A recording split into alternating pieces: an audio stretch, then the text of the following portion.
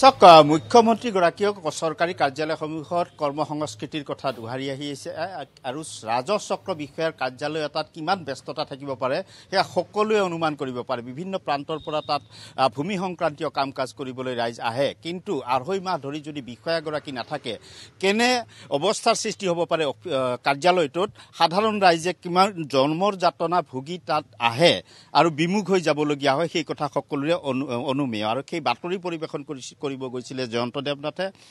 বাতৰি পৰিৱেশন কৰাৰ পিছত এই ৰাজহ চক্ৰ বিষয়াগৰাকী তথা তেওঁৰ পত্নীয়ে ফোনযোগে ভাবুকি প্ৰদান কৰিবলৈ সাহস কৰে এগৰাকী সাংবাদিকক।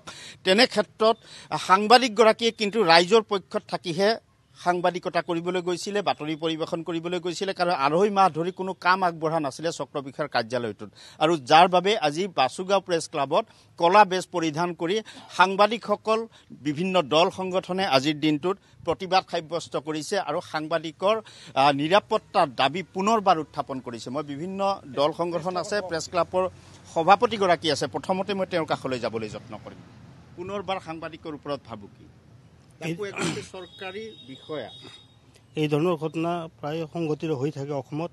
আমি খুব মৰ্মাহত হৈছোঁ, দুখ পাইছোঁ যে আমাৰ সাংবাদিক মাননীয় চিৰাং জিলা সাংবাদিক জয়ন্ত দেৱনাথ তেখেতক ৰাজহ চক্ৰ বিষয়া চিডলিৰ দুৰ্ব্যৱহাৰ কৰে, তেওঁৰ পত্নীয়ে দুৰ্ব্যৱহাৰ কৰে। আমি গৰিহণা জনাইছোঁ আৰু তেখেতৰ বিহিত ব্যৱস্থা ল'ব লাগে বুলি আমি চৰকাৰক আহ্বান জনাইছোঁ। হয়, কেনে প্ৰতিক্ৰিয়া? এই ক্ষেত্ৰত চৰম দুৰ্ভাগ্যজনক ঘটনা। আমি সদৌ ৰাজবংশী ছাত্ৰ সন্থাই ইয়াক তীব্ৰ ধিক্কাৰ জনাইছোঁ। এজন বিষয়া হৈ ফাৰ্ষ্ট ক্লাছ অফিচাৰ এজন ৰাইজৰ প্ৰতিনিধি বুলি ক'ব পাৰি সাংবাদিক এজনক দুৰ্ব্যৱহাৰ কৰাটো খুবেই দুৰ্ভাগ্যজনক আৰু লজ্জাজনক কথা। আমি ধিক্কাৰ জনাইছোঁ এই ক্ষেত্ৰত। সচেতন ৰাইজ হিচাপে আপুনি কি প্ৰত্যক্ষ কৰিছে? সাংবাদিকৰ নিৰাপত্তাৰ প্ৰতি প্ৰশ্ন আহিছে, এতিয়া ভাবুকি দিবলৈকো কুণ্ঠাবোধ নকৰে এগৰাকী চৰকাৰী বিষয়াই। চাওক, পোনপ্ৰথমতে আমি সদৌ BTR বাঙালী যুৱ ছাত্ৰ ফেডাৰেশ্যনৰ পৰা এই ঘটনাক তীব্ৰ ভাষাৰে গৰিহণা জনাইছোঁ। তাত লগতে এইটো বহুত দুৰ্ভাগ্যজনক ঘটনা। আমি বিভিন্ন সময়ত চাবলৈ পাইছোঁ এই ৰাজ্যত সাংবাদিকৰ ওপৰত বিভিন্ন সময়ত প্ৰহাৰ, দাবী ধমকি এনেকুৱা বহুত সময়ত হৈ আছে।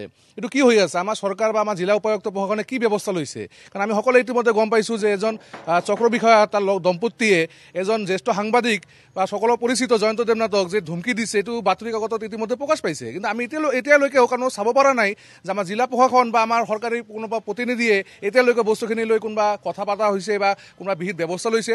তো আমি এই মজিয়াৰ পৰা আমি চৰকাৰ তথা আমাৰ জিলা উপায়ুক্ত আৰু জিলা আৰক্ষী অধীক্ষকক আমি আহ্বান জনাইছোঁ, আপোনালোকে অনতিপলমে বস্তুখিনি লৈ চৰকাৰী তদন্তত আওতাত আনিব লাগে আৰু যি দোষী তাক যি ধমকি দিছে ফোনযোগে তেখেতক শাস্তি দিব লাগে।